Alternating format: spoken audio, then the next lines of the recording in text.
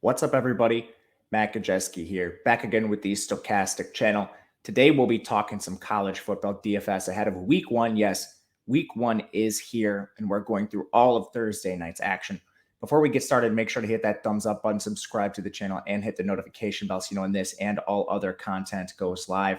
We are also brought to you today by Prize Picks. And if you've never heard of Prize Picks, they're daily prop-based contests. There's no sharks, no optimizers, no mass entries. You can make lineups with specific player props, and you can make lineups with up to 5 players. You can do this across sports. You could do NFL, college football, MLB, whatever it is you prefer. And then you can win up to 10 extra entry fee on those props. All you have to do is click the link in the video description below or use the promo code AWESEMO, and you are going to get a match deposit bonus up to $100 with your first deposit. So make sure to check out Prize Picks. All right. Diving into the slate, we have a bunch of games to get into, so we are going to waste no time and dive right into these. To kick things off, we have an interesting matchup across conferences, and you're going to see most of this taking place in non-con. Ball State taking on Tennessee. 35-point spread in favor of Tennessee, 68 total overall. So Ball State sitting below 17 points, their implied team total. Tennessee north of 50. We clearly want to target the Vols.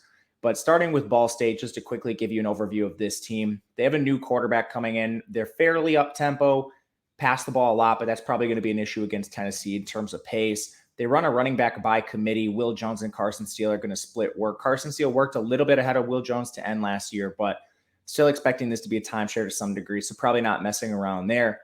You might be able to get some cheap target volume here. They do have good receivers. Johannes Tyler, he's 4,900 though. Ja'Shawn Jackson, 4,600. These are two actually proven commodities at wide receiver, but I'm worried about the offense moving the ball altogether with new signal caller John Paddock under center. So probably avoiding this Ball State team, but Tennessee is awesome. It's your characteristic Josh Heupel offense. This team is fast. They were 20th in the country last year. They were a little run heavy, but that doesn't matter so much when we talk about passing expectations. Hendon Hooker is very involved in the run game. Last year, 616 yards on 166 carries. That's now 2 straight seasons over 600 yards. Awesome as a passer. 9.7 yards per attempt, 31 touchdowns for Hendon Hooker, average just over 225 pass yards per game. He's expensive, but he is well worth it. Then in the backfield, you have Jabari Smalls taking over. Tyon Evans left, so Smalls at 7,500. He's a guy that should be expected to handle more work here, and he gets a dream matchup against Ball State. Jalen Wright should now be the backup, and we've seen this team rotate backs in the past, so maybe you could throw a dart on Jalen Wright at 5,100. Receiver Cedric Tillman at 8,500 might be the premier receiver on the slate. This is a guy that was over 1,000 yards last year, 12 touchdowns. He plays primarily on the perimeter, and he's just connected to an elite offense. From there, Jalen Hyatt's going to be the wide receiver 2. Brew McCoy and Jimmy Callaway listed as co-starters as the wide receiver 3. They're both 4K and below, and you can probably throw some darts there with this team expected to blow out Ball State. They should get longer looks in the second half. So love everything Tennessee has to offer. They're a very strong target here. The second game is Central Michigan taking on Oklahoma State. It's a 22-point spread in favor of OK State, 59.5 total overall. Central Michigan kind of has the Ball State treatment. They're a little more intriguing just because of how run-heavy they can be, and they're up-tempo. Losing 2 tackles that joined the NFL is going to be rough here. Daniel Richardson returns as signal caller. Has to do it through the air. He's non-mobile. Tough to trust him in this matchup against a good defense. Lou Nichols is someone we need to talk about at running back. He is going to be inefficient, I imagine, against this defense, but no better workload. He rushed 341 times last year, over 1,800 rushing yards, 16 scores, another 320 receiving yards on 39 catches. I don't know why that was so hard to say. 39 catches for 320 receiving yards there. He only finished below 100 yards on 3 occasions. I don't think he's going to be the most efficient, but he is the best workload arguably on the state. They do lose their top 2 receivers. So Dallas Dixon now should be the number 1. They added Carlos Carrier as a transfer. Jalen McGaughey as a transfer. These are unproven commodities. They're probably not worth the price, even though they're both very cheap. They're just 2 dart throws to maybe consider. OK State does have a dual threat quarterback in Spencer Sanders. He's actually been a pretty good passer. He just has been in more of a game manager role. Threw for 2,839 yards last year. That's 218 yards per game. Only over 300 yards 5 times in his 3-year career, but he's mobile, which is something we like. So Sanders is a strong value at 7,800. Dominic Richardson's expected to take over that Jalen Warren workhorse role. Only 79 carries last year, but caught 7 passes. He should be the lead back with Jaden Nixon as the backup. DeAndre Jackson is out of this game, so expecting a lot of those too. They typically rotate receivers here, but lost Tay Martin. Number 1 receiver should be Brennan Presley. He's really expensive here, and I would rather take shots on the cheaper guys like Jaden Bray as the wide receiver 2, or Braden Johnson, who's now back after suffering a season-ending injury in Game 1 last year. He's 4,300. Next game is a little bit less desirable, even though it's probably one of the better overall games in the slate. West Virginia taking on Pitt, 7.5-point spread in favor of Pitt, 51 total. It's not the best game. So just to dive into this, JT Daniels transfers in from Georgia. He's now the West Virginia quarterback, not mobile whatsoever. Probably not going to play Daniels. He would need 300 yards here, and it's a good defense on the other side. Tony Mathis looks like the projected bell cow back, but they have a couple of interesting players behind him, Justin Johnson and Jalen Anderson. A couple of high recruits, so maybe more of a timeshare than we think, but Mathis is in line for lead back carries. He's at least interesting, but he's an underdog by a touchdown. Receiver Bryce Ford Wheaton should be the number 1 with Sam James as the number 2. Perhaps Caden Prather could take the next step. These guys are all kind of middling in terms of price. Prather, he got off to a slow start, but he was a true freshman. He's only $5K. This team does throw the ball a fair amount. James has played a lot in his career, and his best year actually came in 2019 when he had 677 yards, but he's been subsequently benched. It's tough to target this room overall against a strong defense in Pitt on the low team total. And with Pitt, you lost the offensive coordinator. They now move forward with Frank Signetti, who was the Boston College OC. That was a very slow, run-heavy team, partially because Phil Jurkovec got hurt last year. But they also moved from Kenny Pickett to Keaton Slovis. That is a downgrade. Slovis is non-mobile, so he has to do everything with his arm. He's really cheap here, so I'm at least mildly interested. But the overall climate of the offense, expected to be far more run-heavy, has me concerned. Their coach has even been vocal about this. So could we go to the run game? They've typically used a timeshare, and we've seen Signetti do this at times. Israel Abanikanda is the lead back I'm anticipating, easily the most efficient last year. 651 yards on 123 carries, caught 24 balls, good size. He can do it all. If you're throwing a dart on this team, it's Abanikanda, but I don't love it. In the receiving room, you're trying to replace Jordan Addison. They bring in Kanata Mumfield from Akron. They bring in Bub Means from Louisiana Tech. Kanata was a freshman last year. He is a much higher level of output than Bub Means, but again, he's coming up from the MAC. Jared Wayne could actually be their number 1. He's a player that had a pretty good pedigree last year, 47 catches, 658 yards with Pitt behind Addison. If I'm betting on one of these, it's probably Wayne at 5,100. He's just significantly cheaper than Mumfield, and Means hasn't really played at all in his career. So I'm going to go with Wayne, and I think he's fine in terms of price-adjusted play. South Carolina State taking on UCF. Our first FCS team. It's a 21-point spread, quickly rising. Again, these FCS spreads, they change rapidly. So expecting UCF to close as a massive favorite. Now, can you target anyone on South Carolina State? Probably not. They're slow and fairly balanced in terms of pass rate. Corey Fields is their signal caller. He's averaging 195 passing yards per game. Not really the most mobile. I'm out on him. Their backfield, Kendra Flowers is their leader. Rushed for 833 yards last year. Caught 24 balls, actually. He was just a bit expensive. And then the receivers, Shaquan Davis, caught 43 and 96 targets, 864 yards, 8 scores. I think these guys struggle with efficiency here. So it's another situation where I don't love them for their price. I would rather take shots on cheaper receivers for other teams. And there's one for UCF that is interesting. Now, John Reese Plumley comes over from Ole Miss. They moved him to receiver. He said, nah, he's back over. He's in the AAC now, and he's extremely mobile. He has over 1,000 rushing yards and 12 scores. That was back in 2019 when he replaced Matt Corral. So we know how mobile he is and how athletic he is. I'm fine with him at this price. Whatever he adds through the air is going to be icing on top of the cake. 53% completion percentage, 6.1 yards per attempt, not great. But again, FCS opponent, we need him to get there with his legs. Not really worried about the arm in this matchup. Their backfield's going to be a timeshare between Isaiah Bowser and Johnny Richardson. They were listed as co-starters. Richardson outplayed Bowser just flat out when Bowser got hurt last year. The only issue is Richard's 170 pounds. So how much can they really commit to him outside of a scat back? But he did catch 25 balls there. I would go with Richardson at 5,700 rather than go Bowser at 83. In the receiving room, they listed 3 starters, Ryan O'Keefe, Kobe Hudson, and Javon Baker. Keefe, he is 7,600, Kobe Hudson, 71, Javon Baker, 35. You can already see what I'm getting at. This was the cheap receiver I'm interested in. Javon Baker, he's an Alabama transfer. O'Keefe and Hudson are awesome, but I think these guys are going to be hurt by the run-heavy nature of this offense. And then in a blowout situation like this, how long do they play? So I'm just going to take a shot on Javon Baker as the cheap guy. VMI taking on Wake Forest as our next matchup. 32-point spread, 67.5 total. So VMI, at least mildly interesting in terms of their implied team total, just north of 17. Seth Morgan's their signal caller. He's just not very mobile at all, 193 yards. He's a guy that averaged, just above 150 passing yards per game last year. He finished with just over 2,000. None of this is great. So there's better targets here, even though he's cheap. Running back by committee for this team, not worth it. They lost their top 2 of their 3 receiving options, also probably not worth it. Leroy Thomas is going to be the leader of this group. If you're targeting any, it's probably him. Max Birmingham and Chase Knox should be the next men up, but I don't feel comfortable about that either. You have some other players in VD Johnson, Julio De Silva, and Andre Cooper who played a lot. This team rotates receivers. So it's probably just a Leroy Thomas or bust. Wake Forest, they don't have Sam Hartman, so Michael Kern is going to get the call up. We've barely seen any of Michael Kern, but somewhat mobile it looks like, and he's going to be in a pass-heavy, exciting offense.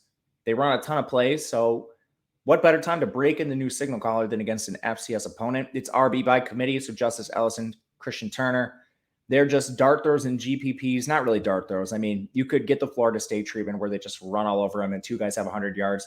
They should be in your player pool, but don't feel great with the split. Quentin Cooley also there. Lose Jackery Roberson, but return A.T. Perry, 1,293 yards. He's awesome, just expensive. Donovan Green's back after he tore his ACL last year. A lot of people thought he was going to do what A.T. Perry did.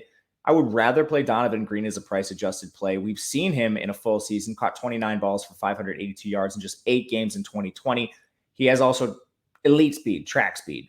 Taylor Moore and Keyshawn Williams are going to be splitting the wide receiver 3, 4.4K, 3.7. Would rather play Williams, but Morin's completely fine too. These are dart throws I'm willing to make in tournaments. Louisiana Tech taking on Missouri, 20-point spread in favor of Missouri, 60-point total overall. Gives Louisiana Tech exactly a 20-point team total. They're breaking in a new coach. Sonny Cumbie comes over from Texas Tech. He was the OC last year.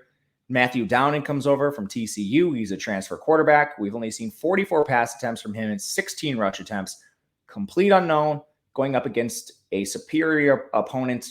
This is not the spot where I'm taking a lot of shots on Downing, only in tournaments because of his complete unknown factor. If he ends up being awesome, he'll never be this cheap again, but I'm not betting money on it. He's never been a guy who's won the job at this point in his career. Running back, it looks like Greg Gardner is going to be the starter. He hasn't played in a full-time role yet in his career. For that reason, he's another guy that could be worth a dart throw in tournaments, but Marquise Crosby should also be involved to some degree, perhaps in just a backup role. The receivers, the starters are going to be Kyle Maxwell, Trey Harris, Smoke Harris, and Griffin Herbert. He's actually listed as a tight end, but he actually plays receiver. He barely lines up in line. So these guys are cheap. If I'm playing one of them, it's probably Griffin Herbert. But Kyle Maxwell, 3,200, he's in play too. Smoke at 55, Trey at 49. They're just a little bit expensive for a 20-point implied team total team, using Maxwell and Griffin Herbert as run backs for the most part. For Missouri, they have Brady Cook now. He looks like he's somewhat mobile, 92 rushing yards on 22 carries. That's solid for Cook. He also completed 79% of his passes, only 5.9 yards per attempt. So he was dinking and dunking his way there. That's all in a limited sample last year, but he looks like he's going to be the guy here. Expecting this to be fairly up-tempo, fairly pass-heavy. They could embrace the run a little bit more against this Louisiana Tech team. But Brady Cook's an interesting GPP play. He's a little more expensive than some guys I like personally, like Reese Plumley. But at running back, I think it's going to be a timeshare. They got Stanford transfer, Nathaniel Pete. They got Sherman State transfer, Cody Schrader, who was awesome at Sherman State. Awesome up transfer. He had over 2,000 yards rushing last year at Sherman State. My goodness. And they return Elijah Young. He was kind of the guy that took over when Beatty opted out of the bowl game. They should all split work. At receiver, Luther Burden, 5-star recruit, number 3 player in the country. He was the only guy listed as a clear starter. I think you can take shots on Luther Burden. They're going to target him early and often. They've never really had a recruit like this. Tauski Dove would be the only other guy I mentioned here. 5K flat. He participated in 80% of the rounds, but he was now listed as co-starters with Chance Slooper and Mookie Cooper. At the last receiver position, it was Dominic Lovett and Barrett Bannister. Don't have a lot of interest outside of Luther Burden here. Maybe a shot on Tauski Dove or the cheap guys, but probably not. Penn State taking on Purdue. One of the better real-life games, but again, 3-point spread in favor of Penn State, 52.5-point total. On the Purdue side, they're going to throw the ball a ton. They're going to be very up-tempo and pass-heavy. We know the kind of offense they run. Penn State, they're changing a little bit here, but Sean Clifford returns. I think this team is also still fairly pass-heavy and up-tempo, but it looks like they're going to try to embrace the run a little bit more. Clifford has some dual-threat ability. He got hurt on multiple occasions last year, but he has 897 rushing yards in his career. That's a 3-year career. He's 6,500, and the defense doesn't scare you on the other side. So I'm interested in Clifford. I've said this before, and he's gotten hurt many, many times during these circumstances. I'm going to go back to him. At running back, expecting a timeshare led by Kevon Lee, but they do have a 5-star and the number 1 running back in the class, and Nick Singleton breathing down his neck. This could be like a Trevion Henderson situation sooner rather than later. Taking some shots, but timeshare scares me a little bit here. And then at receiver, Parker Washington, 6,500. Mitchell Tinsley from Western Kentucky transfers in, 5,600. He's an awesome play here. Caught 87 balls for 1,400 yards. Really efficient, too, so love Tinsley. And then Keandre Lambert-Smith's the wide receiver 3. I think you can take shots. Again, my favorite's Mitch Tinsley. Again, Purdue, up-tempo, pass-heavy. Aiden O'Connell returns. He's non-mobile, but he averaged 309 pass yards per game. You like him in these sort of shootout environments, and at 6,100, Aiden O'Connell should firmly be in your player pool. The running back should be a committee here with King Doru back. Kobe Lewis transfers in from Central Michigan. He missed all last year with an injury, but Lou Nichols ran him out of town. Not really interested. They throw the ball so much that it kind of hurts their running backs. But stacking O'Connell's hard. They lost David Bell. They lost Milton Wright to injury. Jackson Anthrop's gone. Payne Durham's their leading returning receiver. He's a tight end. Only had 467 yards last year. They did hit the transfer portal with Charlie Jones and Tyrone Tracy coming in, both from Iowa. Jones is the cheaper option, so he would be the preferred target. But they also returned Brock Thompson and TJ Sheffield. Both of them have plenty of starting experience. I think you could maybe look to like a TJ Sheffield or Brock Thompson as cheaper pivots off the transfers. But it's volatile. For that reason, it's going to be hard to trust. But, I mean, they're going to throw the ball so much that one of these guys is probably going to end up popping. I'm going to take some shots with these stacks just in this game. It's 2 up-tempo, fairly pass-heavy teams. The total might be a little lower than what it should be. Eastern Illinois taking on Northern Illinois. Nice rivalry here. 30.5-point spread, 50-point total. Northern Illinois is the predictable favorite. Eastern Illinois has Ira Armstead, former Virginia player, as their quarterback. He's actually really mobile, former 3-star recruit. He's 5,200. I think he could be frisky in some tournaments just because that rushing upside is massive, but their team total is so low. I'm not sure how much of this you actually want to look into. But this could be a better FCS team this year. Like Marquenzi Pierre's their running back. He's a former Syracuse transfer. Interestingly, he was still in a timeshare, so how good really is he? I have questions. Isaiah Hill's the leading receiver among the returners, 5,200. He's just a little expensive for a guy that, I mean, at 5,200, you can get some legitimate options on good passing attacks, like Jared Wayne's in that range. Just, I don't think I'm playing anyone here. Dwayne Cooks and De'Arius Smith are the last 2 guys. Again, I don't expect this to be an efficient offense, so I'm not really excited. Their new OC comes over from Albany. He only ran 62 plays per game with Albany. Tough spot for this team. Northern Illinois is interesting. Rocky Lombardi, in my opinion, is overpriced. This is a guy that's incredibly boom bust. He only averaged 200 passing yards last year, but he had 2 games above 345 and then 8 games below 200. He's extremely mobile, but when this team is ahead, they just pound the run and play ball control. So rather than play Lombardi, I'd rather play Ontario Brown, who was listed as their starter. He's 5K. DraftKings actually priced Harrison Whaley, their backup, as the starter at 6K, so you could get a potential edge here. But just know it's probably going to be a committee either way. You're still 30-point favorites. There's a path where both these guys pay off. I'm very interested. They lost their top 2 receivers in Tyrese Ritchie and Trayvon Rudolph. Cole Tucker does return, though. 7.3K is a lot for him. They had FIU transfer Shamar Thornton. He's interesting. And then their last starter, Fabian McCray, he only caught 2 of 9 passes last year. He's a little expensive. For me, it's probably all the way up just to Tucker or all the way down to Thornton, or leave this passing game alone and just target the RBs. New Mexico State, Minnesota, 36.5 point spread, 52.5 total, which may be high. We saw New Mexico State play a game. They already changed quarterbacks. Paiva was terrible. So Gavin Frakes comes in. He actually provided a nice spark for this team. Still not playing him against Minnesota, even though he's very, very cheap. RB by committee. No clear receiver here. Two guys, Cordell David and Justice Powers, above 80% of the routes. Jordan Parker, Jonathan Brady above 60. But their leading receiver had 56 yards. Not interested against Minnesota. On the other side, this team is going to score a lot of points, but it probably comes through the run. Tanner Morgan's exceedingly expensive. He doesn't run at all. And I mean, if he's just not involved in this game, it's really tough for me to pay $8,700 for him. Mohamed Ibrahim is $9,500. I mean, this is probably a timeshare to some degree. So, I mean, he's really cost prohibitive, and he's coming off an Achilles tear. I'm not sure about this with Ibrahim, but if he's back to his normal workload, this is a guy that he's right up there with Lou Nichols for most carries. And then the receivers, if we don't like the passing game, it's hard for me to get these guys, but Chris Ottman, Bell, and Mike Brown-Stevens should be starters. The last starter should come down to Daniel Jackson or Dylan Wright. Dylan Wright was actually way more efficient, and he's cheaper at $3,800. He would be the preferred play here. Tight end Brevin Spanford is pretty involved too. He's 6'7", but caught 23 balls, nearly 300 yards. Really efficient too. I like Ottman, Bell, and Dylan Wright, but not in love with this team overall, and not in love with this passing attack. Last game, we have Northern Arizona taking on Arizona State. Arizona State is we have one game after the second to last game. 25.5 point spread, 50.5 total. It's the same thing with most of these FCS teams. How much do we really think this Northern Arizona team scores? Their main quarterback, RJ Martinez, is in a timeshare with a good recruit, Angel Flores. Don't love that. Their starting running back is Kevin Daniels. He was the most productive guy in their team, but he's 6,300. Again, I'm going to play Ontario Brown over this guy on this low team total. They add Trey Petway from UMass. I think he's going to be their number one receiver. He's not even in the DraftKings player pool. Coleman Owen is probably their two, not playing the number two receiver at 4,100 for Northern Arizona. Arizona State is interesting, trying to prove people wrong after their entire team transferred virtually, but Emory Jones comes in from Florida. He's extremely mobile, and he's 8,400.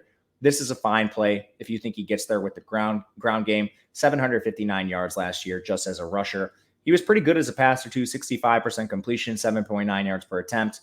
Turned the ball over a fair amount, but that's not always bad for DFS. Zazavian Validate comes in from Wyoming at running back. This is a guy that has handled the bell cow workload, over 1,000 yards rushing last year. He has a very good pedigree as a pass catcher, caught 23 balls there too. He should get a massive workload against an FCS team. I think he's solid at 6,200. Receiver is going to be really difficult to figure out.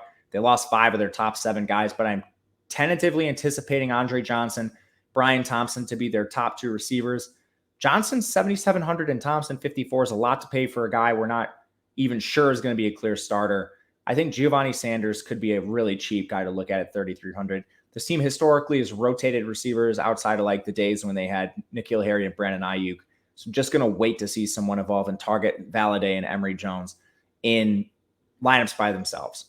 Lastly, Cal Poly and Fresno State, 33.5 point spread, 59.5 total. Cal Poly finished 2-9 last year. No idea who their starting quarterback is going to be. They listed these guys in a 5-way timeshare. Gross. Their top 3 running backs are back. It's going to be a timeshare. Gross.